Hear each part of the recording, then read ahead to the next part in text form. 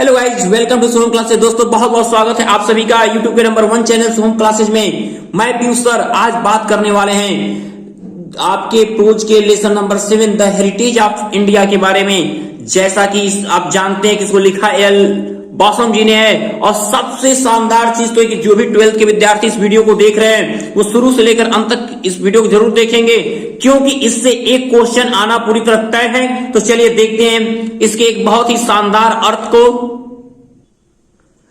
Ram Mohan Roy had sounded the theme. Ram Mohan Roy ने इस विषय को उठाया था विथ हिज पैसिनेट एडवोकेसी, अपनी प्रचंड वकालत के साथ। आप सोशल रिफॉर्म समाज सुधार के राजा राम मोहन राय ने अपने समाज सुधार की प्रचंड वकालत के साथ इस विषय का शंखनाद किया था। विवेकानंद रिपीटेड, विवेकानंद ने इसे दोहराया था with a more nationalist timber, एक अत्यधिक राष्ट्रीय भावना के साथ। और विवेकानंद ने इस विषय को अत्यधिक राष्ट्र भावना के साथ क्या किया था? दोहराया था। वेन, जब ही डिक्लेयर, उन्होंने ये बात बताया दैट की, उन्होंने ये घोषित किया दैट की the highest form of service of great mother, जो अपनी भारत माँ, अपनी महान माँ की सेवा का जो सबसे उच्चतम स्वरूप है वह जो सोशल सर्विस, वो कौन है? समाज सेवा ही है। उन्होंने कहा, उन्होंने ये घोषणा किया कि समाज सेवा महान भारत माँ की सेवा का क्या है? सर्वोच्च स्वरूप है। अदर ग्रेट इंडियन, दूसरे महान भारतीयों में चीफ ऑफ होम, जिनमें से मुख्य आज महात्मा गांधी जी थे। दूसरे महान भारतीयों की अगर बात करें जिनमें से मुख्य महात्मा गांधी थे। Developed the theme of social service, उन्होंने इस समाज सेवा के विषय को विकसित किया था एज ए रिलीजियस ड्यूटी, एक धार्मिक कर्तव्य के रूप में। महात्मा गांधी ने इस समाज सेवा के विषय को एक धार्मिक कर्तव्य के रूप में विकसित किया था। एंड द डेवलपमेंट, और तभी वो विकास कंटिन्यू जारी है अंडर गांधी जी सक्सेस, और गांधी जी के उत्तराधिकारियों के द्वारा ये वो विकास क्या है? आज भी जारी है। महात्मा गांधी वाज लुक्ड, महात्मा गांधी को माना जाता है वाई मेनी, बहुत से लोगों द्वारा, वो दोनों, उन दोनों लोगों के द्वारा, इंडियन चाहे वो भारतीय एंड यूरोपीय चाहे वो यूरोपीय, दोनों लोगों के द्वारा माना जाता है एज द इपिटोम, प्रवर्तक माना जाता है आप हिंदू ट्रेडिशन, भारतीय हिंदू ट्रेडिशन यानी हिंदू परंपरा का। महात्मा गांधी को चाहे वो भारतीय हो चाहे यूरोपीय हो, दोनों के द्वारा ये हिंदू परंपरा का उन्हें प्रवर्तक माना जाने, प्रतीक के रूप में समझा जाता कि हिंदू परंपरावादी हैं। बट लेकिन this is a false judgement, लेकिन ये कहना बहुत गलत बात है, ये गलत धारणा है। फॉर, क्योंकि ही वॉज मच इन्फ्लुएंस्ड, वो तो प्रभावित थे बाय वेस्टर्न आइडिया, पश्चिमी विचारों से, क्योंकि वो तो बहुत ज्यादा पश्चिमी विचारों से प्रभावित थे। गांधी जी बिलीव्ड, गांधी जी विश्वास करते थे इन द फंडामेंटल्स, आधारभूत तत्वों में ऑफ हिज एंशिएंट कल्चर, अपनी प्राचीन संस्कृति के। महात्मा गांधी अपनी प्राचीन संस्कृति के आधारभूत तत्वों में क्या करते थे? विश्वास करते थे। बट लेकिन his passionate love of underdog, लेकिन जो उनका सबसे ज्यादा प्रेम था वह दलितों के प्रति था। And his antipathy to caste, और जात के प्रति उनका कोई भेदभाव नहीं था। Although not unprecedented in ancient India, चूंकि वो क्या थे? वो परंपरा के विरुद्ध, वो प्राचीन भारत के प्रति ज्यादा परंपरावादी तो नहीं थे, पर were unorthodox in the extreme, लेकिन वो अत्यधिक क्या थे? वो अत्यधिक रूढ़िवादी थे। वो लोग कहते थे कि उन्हें इस मामले में क्या है, वो बहुत ज्यादा रूढ़िवादी है। लेकिन मैं आपको बताती हूँ कि वो एक बार इस लाइन को समझिएगा कि but his passionate love of underdog and his antipathy to caste though not unprecedented in ancient India were unorthodox in the extreme. वो क्या थे? वो दलितों के प्रति उनका जो भावुक भरा प्रेम और नीतियों के प्रति जो उनका अत्यधिक स्वभाव था, और वो परंपरा के विरुद्ध था। वो अत्यधिक पुरानी परंपराओं के क्या था? विरुद्ध था। अत्यधिक पुरानी जो परंपराएं थे वो उसके विरुद्ध थे। And owed more to European, और वो अत्यधिक रीढ़ी थे 19th century liberalism, than to anything Indian. वो किसी भी भारतीय की अपेक्षा सबसे ज्यादा 19वीं शताब्दी में यूरोप में हुए उदारवादी आंदोलन के ऋणी थे। हिज फेथ, उनका विश्वास इन नॉन वायलेंस, उनका जो विश्वास था वो अहिंसा में था। वाज एज वी सीन, जैसा कि हम लोग देख भी चुके हैं, क्योंकि अहिंसा के माध्यम से ही उन्होंने क्या सविनय अवज्ञा आंदोलन, सत्याग्रह, ऐसे बहुत से आंदोलन करके, चंपारण आंदोलन, अनेक आंदोलन जो भी संबंधित है हमारे शांति के साथ, वो गांधी जी द्वारा ही किए गए। तो जैसा कि हम लोग देख चुके हैं कि उन अहिंसा में विश्वास रखते थे। By no means typical of Hinduism, by no means of typical Hinduism. हम कह सकते हैं कि गांधी जी क्या है, पूरी तरह से हिंदू का जो परंपरा था वो उस प्रकार के नहीं थे। हिज प्रेडिसर्स इन रिवोल्ट, उनके पूर्वजों के क्रांति में उनके पूर्वज द एबल मराठा ब्राह्मण बीजी तिलक और सामर्थ्य Maratha Brahmin Bal Gangadhar Tilak and Gandhi ji impatient lieutenant Subhash Chandra Bose और गांधी जी के अधीर सहयोगी Subhash Chandra Bose were far more orthodox in this respect. इस मामले में बहुत ज्यादा रूढ़िवादी थे। कौन कौन? क्रांति में गांधी जी के पूर्वज सामर्थ्य बाल गंगाधर तिलक, गांधी जी के सबसे प्रिय सहयोगी सुभाष चंद्र बोस, इन सब मामलों में बहुत ज्यादा रूढ़िवादी थे। रूढ़िवादी का अर्थ क्या था? जो परंपरा के साथ हो।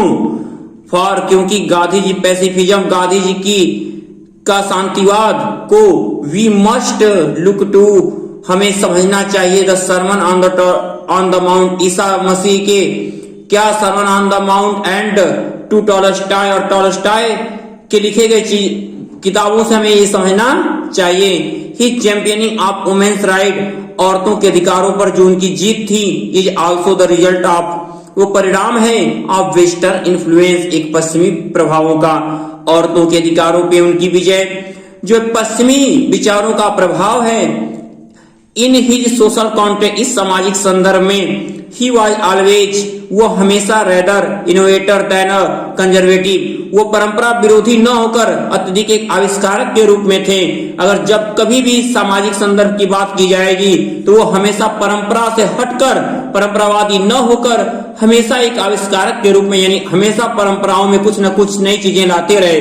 दाव चुकी सम ऑफ हिज कॉलेज, उनके कुछ जो सहकर्मी थे, थॉट सोचते थे कि हिज प्रोग्राम, जो उनका प्रोग्राम है of limited social reform too slow, जो उनके समाज सुधार का जो कार्यक्रम है बहुत धीमा चल रहा है। ही सक्सीडेड, लेकिन वो सफल हो गए in shifting the whole emphasis of Hindu, लेकिन वो हिंदू भावनाओं को thought towards a popular and equalitarian social order in place of hierarchy of class and caste. लेकिन वो जो पूरे हिंदू प्रभाव थे, जो हिंदू परंपरा थी, वो जाति और वर्ग से उसे हटाकर एक लोकप्रिय और समान समाज सुधार के कार्यक्रम में बदलने में वो क्या हुए? सफल हो गए। कौन? गांधी जी। फॉलोइंग अप, अनुसरण करते हुए द वर्क, कार्यों का, ऑफ मेनी, बहुत से, लेस, कम, वेल नॉन, प्रसिद्ध लोगों के, बहुत कम प्रसिद्ध लोगों के कार्यों का अनुसरण करते हुए 19वीं सेंचुरी रिफॉर्मर, 19वीं शताब्दी के समाज सुधारकों के और 19वीं शताब्दी के कम प्रसिद्ध समाज सुधारकों के कार्यों का अनुसरण करते हुए Gandhi ji and his followers, Gandhi ji और उनके सहयोगी of the Indian national Congress, भारतीय राष्ट्रीय कांग्रेस के जो उनके अनुयायी थे, have given a new orientation, एक नई दिशा एंड न्यू लाइफ, एक नई जीवन दे दिए टू हिंदू कल्चर, एक हिंदू संस्कृति को। आफ्टर सेंचुरीज ऑफ स्टैग्नेशन, शताब्दियों तक एक निष्क्रियता के बाद, शताब्दियों की निष्क्रियता के बाद 19वीं शताब्दी गांधी जी और उनके भारतीय राष्ट्रीय कांग्रेस के जो साथी थे, उन्होंने हिंदू संस्कृति को एक नई दिशा और एक नया जीवन प्रदान कर दिया। ये गांधी जी की महानता के साथ उनका सहयोग भारतीय राष्ट्रीय कांग्रेस ने उस समय किया था। Today there are few Indians, आज कुछ ही ऐसे भारतीय होंगे, व्हाट एवर देयर क्रेड, जो नहीं देखते होंगे, who do not look back, जो वापस नहीं देखते होंगे, द प्राइड, गर्व से, to on their ancient culture, अपनी प्राचीन संस्कृति को। आज बहुत कम ही ऐसे भारतीय होंगे जो अपने प्राचीन संस्कृति को गर्व के साथ नहीं देखा करते होंगे। And there are few intelligent Indians, और ऐसे बहुत कम ही बुद्धिमान भारतीय होंगे हु आर नॉट विलिंग, जिन्हें इच्छा नहीं हो रही होगी टू सेक्रीफाइस, बलिदान करने की, सम ऑफ इट्स इफेक्ट एलिमेंट्स, अपने कुछ दुर्बल व्यवहारों का बलिदान करने के लिए कुछ ऐसे कम ही भारतीय होंगे जो इसके लिए क्या करते होंगे, उनकी इच्छा नहीं होती होगी अपने अंदर की कमजोरी को बलिदान कर दें, सो दैट ताकि इंडिया में डेवलप एंड प्रोग्रेस, ताकि भारत विकास और तरक्की कर सके। तो जो भी बुद्धिमान भारतीय होंगे वो हमेशा यही चाहेंगे कि उनके अंदर जो कमी है उसको दूर करें, ताकि हमारा देश, यदि हम विकसित होंगे तो हमारा देश विकास की ओर बढ़ेगा। तो बहुत कम ही ऐसे लोग होंगे जो अपने अंदर की गलत चीजों, गलत तत्वों को दूर बलिदान करने की चाह नहीं रखते होंगे, ताकि भारत डेवलप एंड प्रोग्रेस, विकास और तरक्की कर सके। पॉलिटिकली एंड इकोनॉमिकली, राजनीतिक और आर्थिक रूप से इंडिया फेसेज, भारत को सामना करता है मेनी प्रॉब्लम, बहुत समस्याओं का, ग्रेट डिफिकल्टी, बहुत कठिनाइयों के साथ। अगर राजनीतिक और आर्थिक दृष्टि से अगर बात कर लें तो भारत ने बहुत कठिनाइयों, बड़े बड़े कठिनाइयों का सामना किया है। And no one can forecast her future with any certainty, और कोई भी व्यक्ति उसके निश्चित भविष्य के बारे में बात नहीं कर सकता। हर देखिए भारत के लिए लिखा गया है, कोई भी व्यक्ति भारत के भविष्य के निश्चितता के बारे में कह नहीं सकता है। बट लेकिन it is safe to predict, लेकिन यह एक सुरक्षित भविष्यवाणी की जा सकती है, लेकिन यह एक सुरक्षित भविष्यवाणी की जा सकती है दैट की व्हाट एवर द फ्यूचर में भी, चाहे भविष्य कैसा भी हो, the Indians of coming generation, Bharat की आने वाली पीढ़ी will not be unconvincing and self conscious copies of Europeans, वो कभी भी, भारत की आने वाली पीढ़ी कभी भी आत्म सचेत और यूरोपियों की नकल नहीं करेगी, कभी भी यूरोपियों की एक थोथी नकल नहीं करेगी। बट लेकिन will be main rooted in their traditions, बल्कि अपनी परंपराओं को वो कायम रखेगी, बल्कि अपनी परंपराओं को क्या करेगी और विकसित करेगी। वो यूरोपियों के फालतू की थोथी जो उनकी संस्कृति उसको अपनाएगी नहीं। एंड अवेयर ऑफ द, और जागृत करेगी of the continuity of their culture, और अपनी संस्कृति की निरंतरता को लगातार आगे बढ़ाएगी। ऑलरेडी पहले ही after only 7 years of independence, केवल आजादी के मात्र 7 साल बाद ही, आजादी के केवल मात्र 7 साल बाद ही the extremes of national self denigration and financial culture cheese are disappeared, आजादी के 7 साल बाद अपने आप को राष्ट्रीय स्तर पर बुरा कहने की जो प्रवृत्ति है वो केवल अपनी सभ्यता को जबरदस्ती अच्छा मानने की उत्तम भावना के साथ अदृश्य होती जा रही है। वी बिलीव दैट, हमें विश्वास है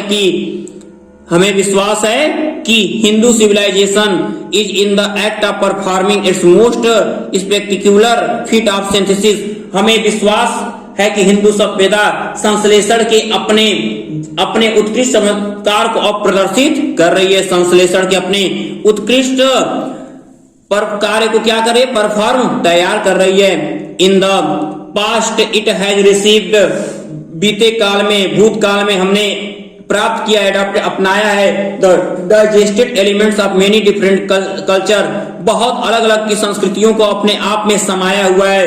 बीते हुए समय में हमने अपने अंदर बहुत से अनेक संस्कृतियों को अपनाया हुआ है, जैसे इंडो भारतीय, यूरोपियन संस्कृति, Mesopotamian, Iranian, Greek, Roman, Scythian, तुर्की, पर्शियन एंड अरब, इतनी संस्कृतियों को हमने अपने संस्कृति में क्या किया, मिला लिया। विथ इच न्यू इन्फ्लुएंस, प्रत्येक नए प्रभावों के साथ, इट हैज समव्हाट चेंज, ये कुछ परिवर्तित हो रही है, और हर एक नए प्रभाव के साथ आज हमारी संस्कृति क्या है, कुछ बदली है। नाउ अब it is well on the way assembling to culture of the west, लेकिन अब यह पश्चिमी सभ्यता का समावेश कर लेने की राह पर भली भांति चल रही है। लेकिन अब यह संस्कृति पश्चिमी जगह की जो पश्चिमी सभ्यता है उसका पूरी तरह एसिमिलेटिंग क्या है, समावेश करने के लिए, इट इज ऑन द वे, रास्ते में, अर्थात कि अब समावेश करने के लिए वो राह पकड़ चुकी है। पूरी तरह से वो हम लोग पश्चिमी संस्कृति को अब अपना रहे हैं। आप देख रहे हो कि आज जितने भी आप जिसको मॉडर्न कह रहे हो, वो मॉडर्न नहीं बल्कि वो पश्चिम की देन है, पश्चिम कंट्री की ही देन है, जो हम आज इतने ऐसे बनते जा रहे हैं। हमारे आचार विचार पहनावे सब बदल रहे हैं। किसकी देन है? ये वेस्ट की देन है। Hindu civilization will believe retain its continuity. हमें विश्वास है कि हिंदू सभ्यता अपने इस निरंतरता को कायम रखेगी। The Bhagavad Gita will not cease to inspire man of action. Bhagavad Gita मनुष्य के कार्यों को प्रेरित करने का काम खत्म नहीं करेगी। And the Upanishad men to thought, और उपनिषद मनुष्य के विचारों को प्रेरित करती रहेगी। The charm and graciousness of Indian way of life, और भारतीय जीवन का जो आकर्षण और वैभव है, विल कंटिन्यू, वो निरंतर जारी रहेगा। However much affected it may be, चाहे the labour saving devices of the west, चाहे कितना भी पश्चिम की कम श्रम वाली युक्तियों से कितना भी प्रभावित क्यों ना हो, लेकिन भारतीय जीवन का जो गौरव, जो वैभव और आकर्षण है, वो अपनी निरंतरता को क्या करेगा? बनाए रखेगा। आज पश्चिम देशों की ऐसे साधन हैं जो कम खर्च में हमें अच्छा प्रदान करने, फिर भी भारतीय संस्कृति कभी उनसे प्रभावित नहीं होगी। People will still love the tales of the heroes of the Mahabharata and Ramayana. आज भी लोग, तब भी लोग क्या करेंगे? रामायण और महाभारत के नायक नायिकाओं से प्रेम करेंगे। And the loves of Dushyant and Shakuntala and Pururava and Urvashi. तब भी लोग क्या करेंगे? महाभारत और रामायण के पात्रों से प्रेम करेंगे, और दुष्यंत, शकुंतला और पुरूरवा और उर्वशी के प्रेम गाथाओं को पढ़ेंगे। द क्वीट, एक शांत जेंटल हैप्पीनेस, एक स्वाभाविक प्रसन्नता, which had all the time forwarded Indian life, जो हमेशा क्या करेगी? भारतीय जीवन को हर युग में पल्लवित करेगी। जो क्या है? जिसको जहां पे ऑपरेशन, अत्याचारों ने, डिजीज बीमारियों ने, पॉवर्टी, गरीबता ने have not over clouded it, इसको क्या किया है? पूरी तरह से ढक नहीं सकी है। जहां पर अत्याचार, बीमारी और निर्धनता भी इसे ढक नहीं सकी, वहां एक शांति और सात्विक प्रसन्नता क्या करेगी? पूरी भारतीय जीवन को क्या करेगी? एक पुलकित कर देगी। और will surely not vanish with the more hectic ways of the west, और पश्चिम को उत्तेजित करने वाली जो प्रवृत्तियां हैं, पश्चिम को उत्तेजित करने वाली जो ये प्रवृत्तियां हैं, क्या होंगी? श्योरली नॉट वानिश, कभी भी खत्म नहीं होंगी, कभी खत्म नहीं होंगी। आगे है कि much that was useless in ancient culture, जो प्राचीन भारतीय सभ्यता में जो कुछ चीजें क्या थी? व्यर्थ थी। Much that was useless in ancient Indian culture, भारतीय संस्कृति में जो चीजें पहले से व्यर्थ थी, हैज ऑलरेडी पेरिश्ड, वो पहले ही क्या है? नष्ट कर दी जा चुकी हैं, पहले वो नष्ट कर दी जा चुकी हैं। The extravagant and barbarous hecatombs of the Vedic age have been since been forgotten, जो वैदिक युग की जो अत्यधिक बर्बर बलि प्रथा थी, उसको क्या है? अब भुलाया जा चुका है। वैदिक युग की जो अत्यधिक बर्बर प्रथा थी, उसको बलि प्रथा, अब उसको लोगों ने क्या किया है? पूरी तरह भुला दिया है। Animals sacrifice continue in some sect, लेकिन कुछ ही जगहों पे आज भी जो है ये पशु बलि लगातार जारी है। लेकिन कुछ जगहों पे क्या है? पशु बलि आज भी जारी है। कुछ समुदाय, चाहे वो हिंदू वर्ग हो, चाहे किसी का वर्ग हो, कहीं ना कहीं आज वो क्या है? बलि दे ही रहा है। विडोज, विधवाओं को have long ceased to be burnt on their husband, पर विधवाओं को अपने पति के उस शव के साथ जले काफी लंबा समय हो चुका है, यानी सती प्रथा खत्म हो चुकी है। Girls may not by law be married in childhood, अब जो लड़कियों के जो विवाह है, अब वो बचपन में, लड़कियों का बाल्यावस्था में विवाह कानूनन क्या हो गया है? पूरी तरह कानूनन निषिद्ध है, यानी कानून ने उसको नहीं माना है। इन बसेज, आज बसों में एंड ट्रेन और ट्रेनों में ऑल ओवर पूरे भारत में ब्राह्मण वर्ग रगड़ता चलता है सोल अपने कंधों को। विद द लोवेस्ट कास्ट, अपने न्यूनतम निचले श्रेणी के जाति के साथ, विदाउट कॉन्शियस, बिना परवाह किए। आप ग्रेट पॉल्यूशन, एक बड़ी भीड़ का परवाह किए बिना आज ब्राह्मण वर्ग नीची जात के लोगों के साथ ट्रेनों में और बसों में अपने कंधों को रगड़ते चलता है। अर्थात आज जाति का जो छुआछूत है वो क्या है? खत्म हो चुका है।